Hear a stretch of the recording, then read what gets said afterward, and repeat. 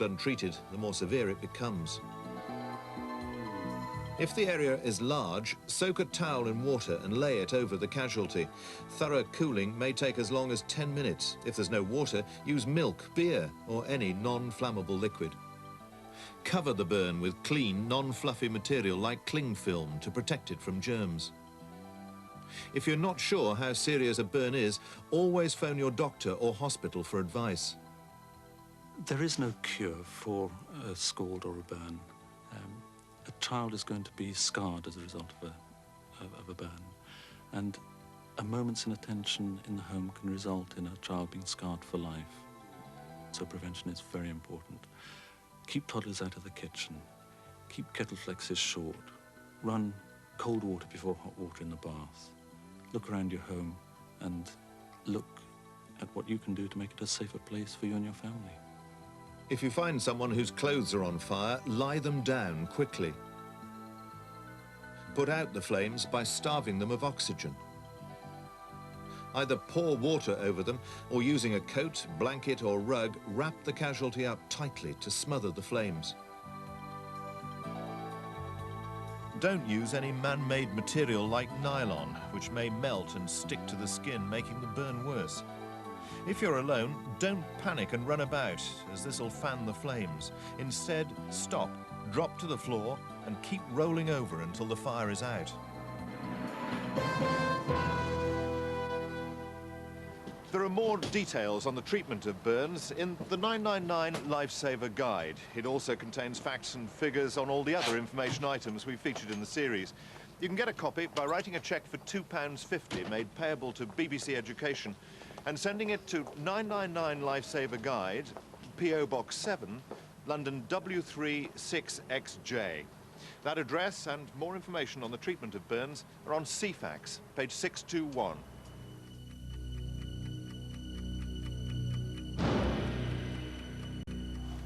This week's 999 Lifesaver story took place on a commuter train. Restaurant manager Paul Allen was on his way home from work.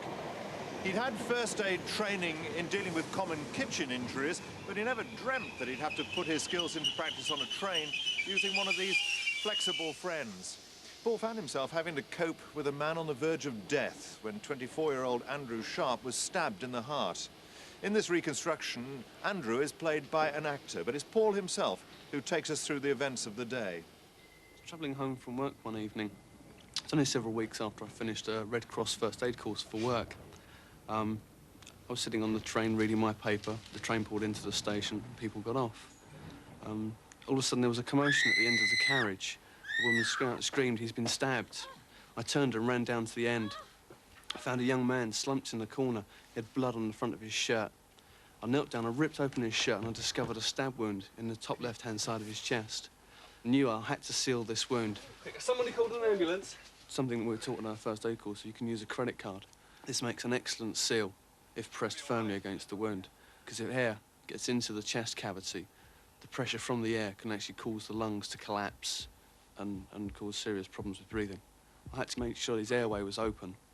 I kept checking his pulse and his breathing. His pulse was becoming weaker and his breathing was becoming more and more laboured. I actually thought he was slipping away in front of me. His friend kept asking if Andrew was going to be okay. Is there anything I can do? Try not to worry, I'm doing everything I can. But myself, I didn't think he was going to make it. It was only a couple of minutes later that the ambulance arrived and took Andrew away to the hospital. I rang later and they said he was going to survive. It's funny, the whole incident really highlighted the importance of first aid courses to me. And my family was so impressed that since then my mother, my sister and my girlfriend have all gone off and completed the first aid courses. It wasn't until much later that the whole severity of the incident really hit home. Seeing a young chap of my age on the brink of death, and now when I see Andrew fit and well, it's unbelievable.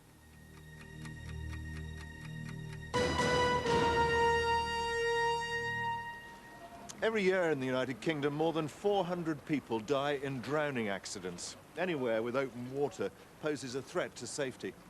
Our next rescue happened in the Lake District when a canoeist, Ron Treptow, appeared to be entirely beyond all help. In fact, what happened to him encouraged designers to rethink the shape and structure of modern canoes. In this reconstruction, Ron and his fellow canoeists are played by actors. Great Langdale Beck is a popular canoeing spot, but when it's at full flood, only very experienced canoeists attempt its huge rapids. Heavy rain had made the lower stretches of the river very fast-flowing on the day that 3 canoeing friends decided to take up the challenge. Dave Moore and his friend Ron Treptow set off, while Ron's girlfriend Jackie got ready to record the occasion. They were really pleased to see me because they wanted someone to film it. They got their camera with them. They didn't know who was going to film it, and it was something they wanted to do. Little did I know then that what I thought would just be an exciting moment to look back on could have been the moment of the end of Ron. You go down the fall, I'll stay above, and I'll wait for you for the signal off Jackie, and I'll come down then. Good. Let's go. Ollie? Good. The quiet waters above the rapids were no indication of what was waiting for the canoeists further downstream. I was extremely frightened on one hand, but excited on the other hand about going down the fall. I also knew it was being filmed, which is also in the back of your mind, that you want to perform well in front of the camera. I went over the lip, paddled like hell, and shot through the bottom, capsized at the bottom because of the currents, rolled up and was extremely excited. Whoops of joy. Yes. Yes. And thoughts of what the other 2 guys were going to do after me. I'd seen Dave come through and took the camera back to the start and saw what turned out to be Ron. He started off down the rapid, and I seemed to lose him. I put it down to the picture in the viewfinder not being very clear, but I caught something quickly, and it was the paddle. Realised it was only the paddle. I thought he must have come out of his boat, and panned the camera back up to see if I could see him. Jackie! Where is he? Is he there? Instant shock. Where's he gone? Because it was underwater and out of sight. And the river's power then became apparent. I tried to rescue him, but the power of the water was just, you know, unbelievable, really. It's full flood. You couldn't get anywhere near him. I saw where I thought he was and shouted to him. Behind you, Ron! He didn't respond, and a few more moments ticked by. I thought I'd got him on the camera and would see him any minute now trying to get out. It didn't happen, and it didn't happen, and I realised something must be terribly wrong. So I dropped the camera and scrambled round to be a bit nearer to where it was all going on. We could only get to within maybe 2 feet of him, and then there was this barrier, this completely impenetrable barrier of water that we couldn't get in.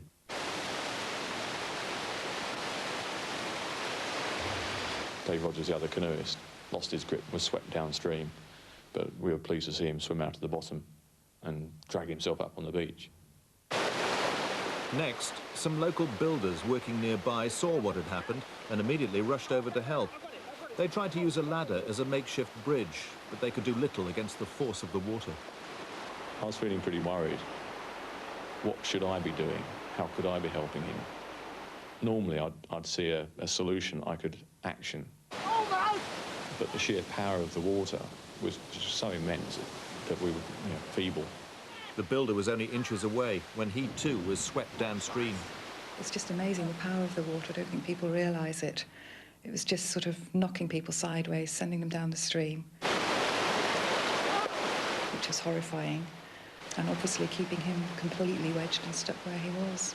As far as I was concerned, he was dead, and we'd be recovering the body the next morning when the river dropped. Every moment I sort of kept hoping it would be over in the next moment. And just the emotions, the fear, the panic, the worry, the grief. I was really upset. It was probably one of the worst times in my life. Most sort of emotionally fraught. What had happened was that the pointed front of Ron's canoe had jammed under a rock, and the sheer weight of the water on his back had pinned him underneath the rapids, but he was alive. Because of the force of the impact with the front of the boat on the rock, the footrest bolt had snapped, so I had nothing to push against. Canoes are very smooth, so again I had nothing to push on with my hands either. and I realised very quickly that I couldn't get out. There was a hell of a lot of water battering my back and battering my legs against the inside of the canoe. So I started getting an awful lot of pain just from the force of water. And then I realised that if I got into a certain position, actually tucked up, I could actually cause a slipstream of water around me and therefore have an air pocket, which obviously didn't just help me breathe, but it stopped me from swallowing water. It also meant that I was completely invisible because I was completely underwater. Ron had been under the water for nearly an hour when the Langdale Ambleside Mountain Rescue Team arrived to help the builders with the rescue operation. Their experience was in rescuing people from mountains, not rivers, and nothing in their training could have prepared them for this. Once I realised he'd been in there an hour, the first thing I decided was bringing out the body to our eyes. Yeah, I decided on arrival that he wasn't going to come out alive. I was afraid they might give up and try and rescue me. So I had to stick my hand out of the water a bit like Excalibur and let them know and wave to them that I was still alive. But when I did that, I couldn't breathe, so I had to go down very quickly again. I couldn't believe that he was alive. It was just sort of unbelievable that he was. It was a sort of slow dawning and relief. The first main attempt was to lash two ladders to form a V and put those out to Ron, and for someone to go out on the ladder and attach a rope to Ron so that we could pull him out. Ron had it attached to his buoyancy aid, and I suppose in people's keenness they pulled the rope and broke the buoyancy aid off. If other people are going to be there trying to help you get out, you need to give them as much time as possible, and you do that by keeping as warm as possible. But that wasn't helped when my buoyancy aid was ripped off. We could just touch fingertips, and that was one of the worst things. We were so close, but as the saying goes, we were so far. I resigned myself to my fate. I was convinced I was going to die. At this point, I had very, very serious doubts that he was going to come up again. And I thought, well, it's my turn now. I managed to lasso him, took the loop of rope down to him, held it at canoe level around his waist, stayed under the water. Then magic, we all sort of popped out like a cork out of a bottle. They pulled me out. I just seemed to slip out, and it just felt wonderful. By the time Ron was finally pulled to the surface, he'd been under the water for an hour and a half. Then, when I was on the riverbank and lying on my back, I just felt a tremendous sense of relief. I wasn't conscious of the amount of pain I was in. I think it might have been to do with the fact that I was so cold at that stage. I didn't really become aware of the pain until I realised I was out and I had something else to worry about. I think he was extremely lucky. The weight of the water, the power of it, and the cold would be more than most people could stand for that length of time. I think what saved him was the fact that he was a very big-built guy with lots of insulation. More than 20 people had come to Ron's rescue, and despite the terrible force of the water, no one was hurt. He was taken to hospital with hypothermia and severe bruising. Yeah, he couldn't be too bad because he winked. He managed a wink. I realised that an awful lot of people put their lives and their well-being at risk to save me. I think it's extremely encouraging that in real times of crisis and in times when people really need each other, that there are people always going to do that as a natural action. It's not going to be something they think about. They're just going to do it because it's the right thing to do.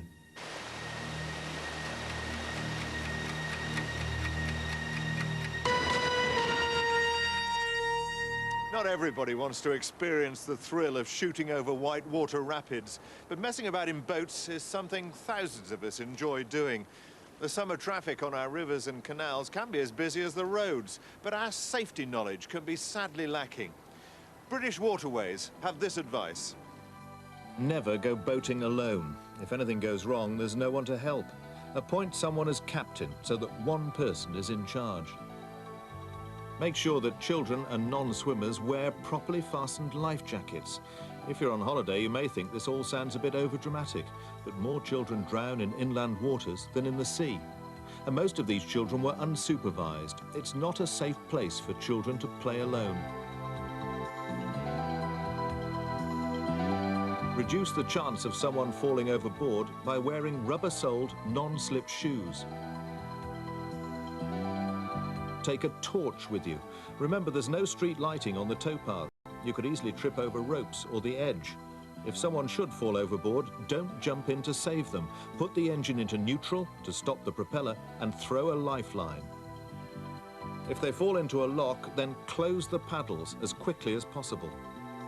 No swimming is allowed in canals and rivers. There's always the danger of being hit by a passing boat, swept over a weir, or drawn into a paddle by a lock. The water may look clean, but it's untreated and can cause infections. Know where you can find the safety equipment, including the fire extinguisher. Fires can quickly spread on board a boat.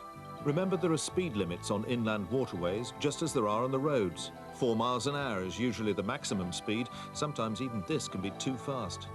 Keep to the right when passing a boat coming from the opposite direction and slow down. If you overtake another moving boat, keep to the left. Never use your feet or hands to stop your boat from hitting the bank, lock wall, or another boat.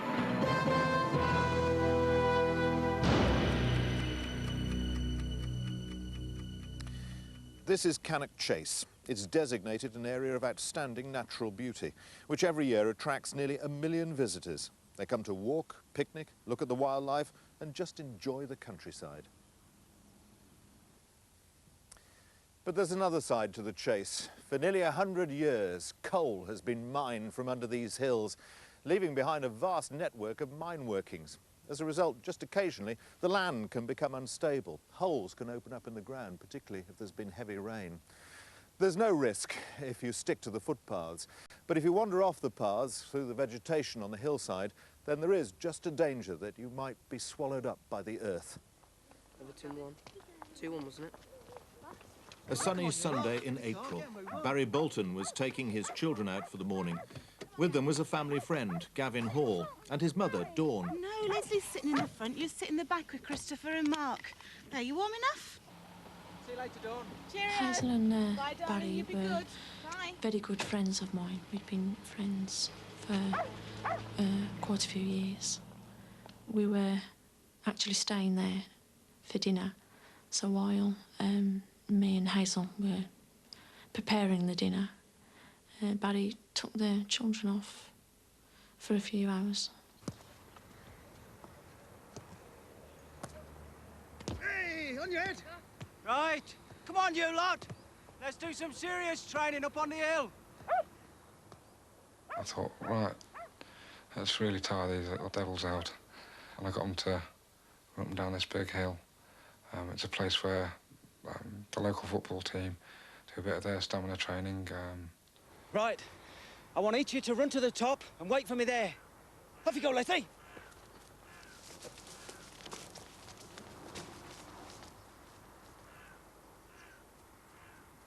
Now you, off you go. Right, now you, Gavin. Off you go.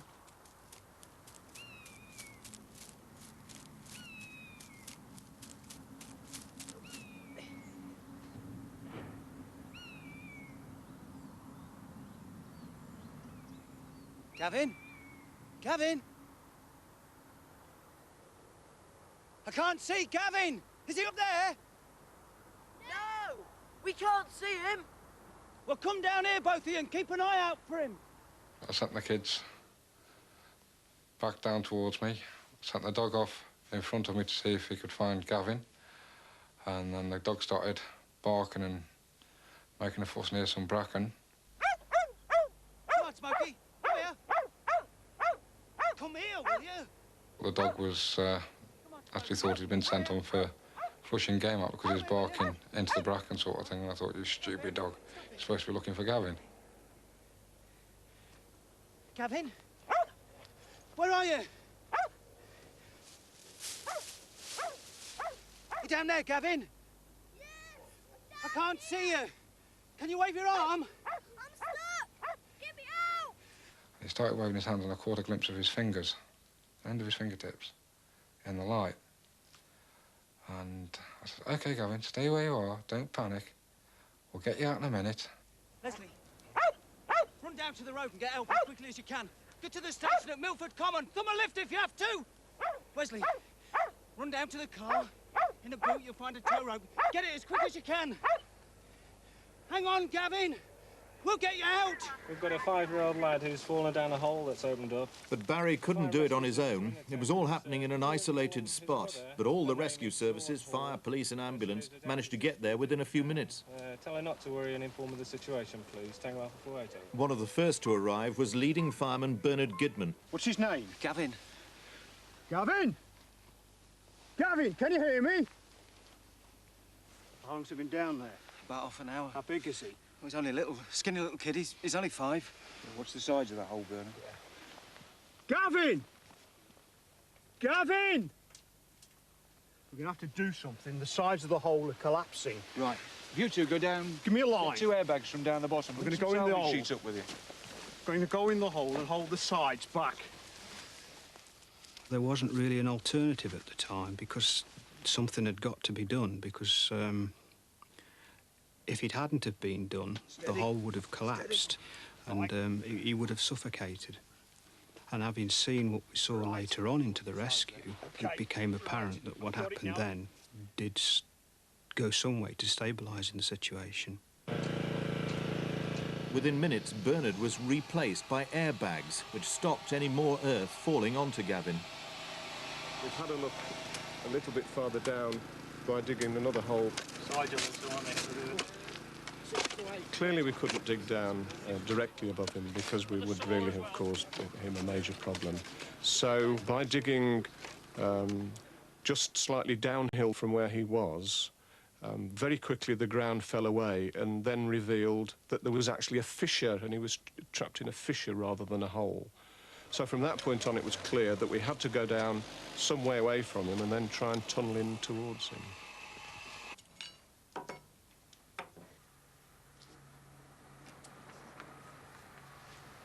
Hazel, there's a police car just arrived.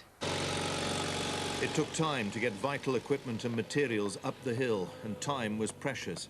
By now, Gavin had been underground for over 3 hours, and there was a danger of hypothermia. Coming down quietly. They lowered a microphone and a light to monitor his condition.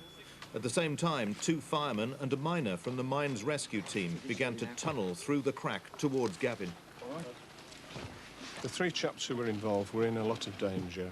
We had a line on them, but at the end of the day, had there been a collapse of the topsoil, I don't think we'd have been able to get them out before they suffocated. The other problem, of course, was the fissure went down as far as we could see. So had they fallen in into one of the wider parts, we would have never got them back.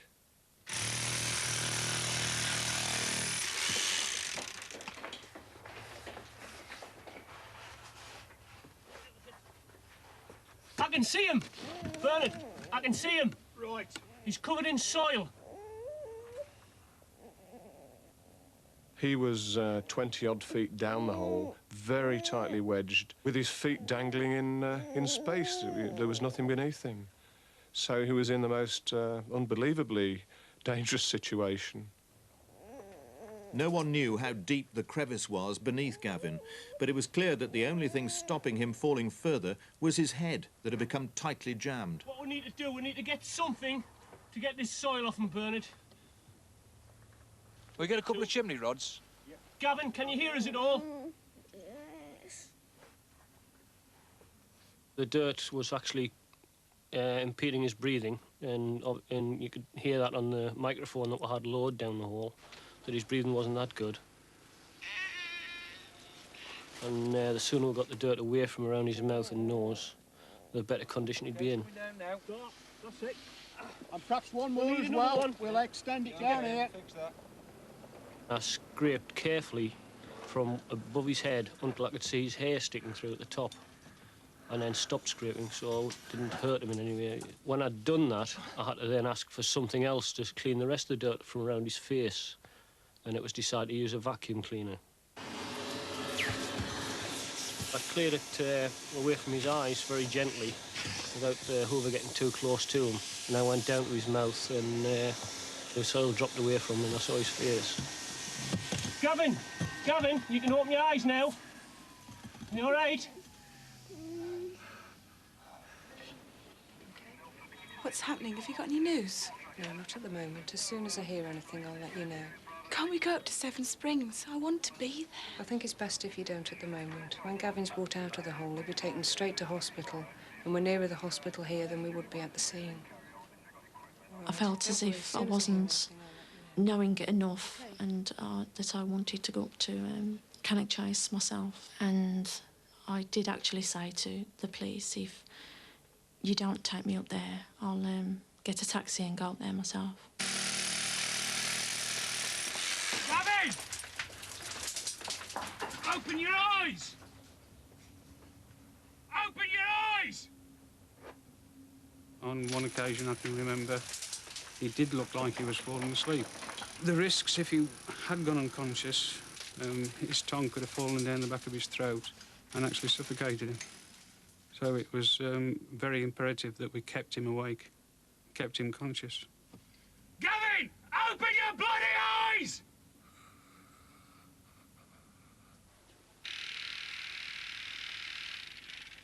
It was very, very tense, and particularly knowing that Gavin, as the time went on, was sinking a little bit, and it was quite clear that time was running out.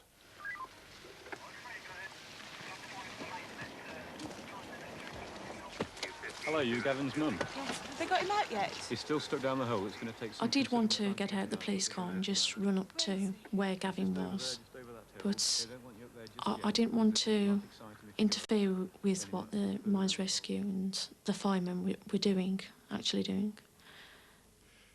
In my experience, had the mother come, she would have been stressed hearing Gavin in the state that he was in, and I think had she then spoken to Gavin, I suspect he would have got more stressed as well, so we didn't generally think it would have been a good idea. The emergency services chiselled their way inch by inch towards Gavin. He'd now been trapped for more than 6 hours.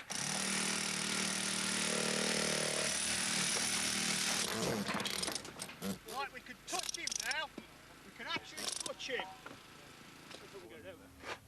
Hey, Gavin. Gavin, how are you? Okay. Your arm's stuck up your back, isn't it? Now listen, I'm going to get your arm from up your back. If it hurts you, just scream out, okay, shout. What I had to do was release the arm very gently because I wasn't sure whether it was broken or the shoulder was dislocated or what, and try and get a line tied to it so that we had him, if he slipped further, we had him by this line. It's tight, isn't it? You've got it. Right. Okay. Stay still, sir.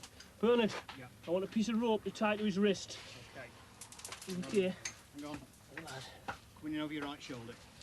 Okay. There you go. I'm going to tie this around your wrist, Gavin. If it hurts you, tell us if it's too tight. Okay. Not be long, we'll have you out. Yeah. Don't pull any harder than that. Okay. Right, do you want the drink, Gavin? Are you thirsty? Yes. Just a second. Can we get some water down to him? Can he have a drink? Is he all right? Just wet his lips. Just wet his lips if you can. Can you Mix it up fix with it up some with water, something yeah? then? Yeah, mate. Just wet his lips, nothing else. Okay. Okay. Just wet your lips, don't swallow anything. Good lad. Does that feel better? The only part of his body we could get hold of was his arm, so I got hold of him by his upper arm and tried a couple of yanks. Right. At this point, I was a bit concerned again. I'm used to men, not boys, and I said to Bernard, you have a go, because he's a child. You've probably dealt with more children than I have. You won't be long now. Just gonna have a good pull at you, see if I can get you out. All right? Oh, no. No, Mick, it's his head. I couldn't move him at all. I just sort of jarred at him, and it was quite obvious that his head wasn't going to come free. In fact, I was quite concerned at that point that he may have had a fractured skull. Not looking good. At one stage, I did actually overhear two people saying that it did look a little bit bleak, which I got quite upset about, and I thought, I'm going to lose him. He's going to die. Yeah. He's tight. He's that tight. He's pushing the side of his face in. And all the way down his body is tight. You're going to have to chisel him out, literally chisel him out.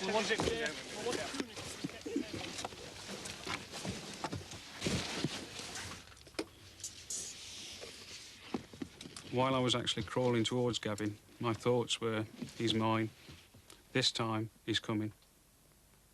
I was going to go down there. I was going to get him free. I'm just going to chisel around the back of your head, Gavin. You'll be all right.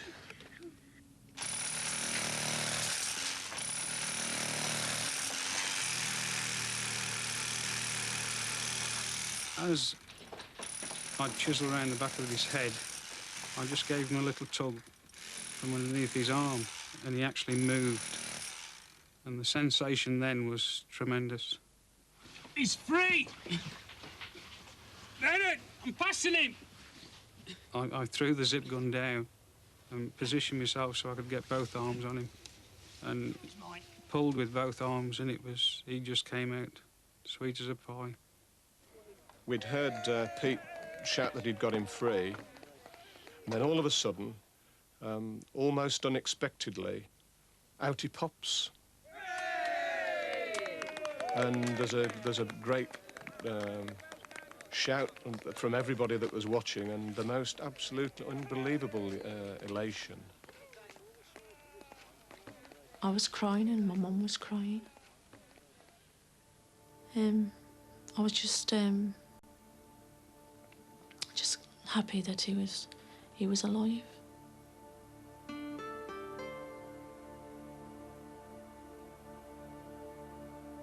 If you can appreciate that it took a long time, and emotions build up on you over that sort of period of time. So I went away on my own, and I just had a few minutes on my own down the backside. Yeah.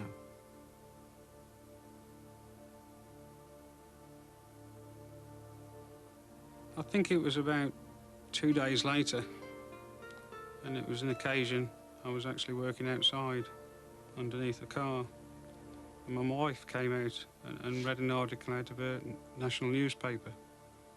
And up until then, I'd actually been capable of holding my emotions back. And my wife was standing above the car, and she read the article out, "Heroes Rescue Gavin." And I just couldn't come out from under the car. I just burst into tears. A boy of 5 was saved by his ears yesterday when he plunged into... Today, Gary remembers very little about the day he was trapped underground. What memories he does have come from his treasured collection of press cuttings. I can remember of the day when I heard Barry's dog and he went back to the car to fetch from Rape. I couldn't remember anything after that. But when I came out of hospital, the firemen invited me to the fire station, and then they gave me a fireman hat. And the mine rescuers gave me a lamp. I think they were very brave to risk their lives to save me.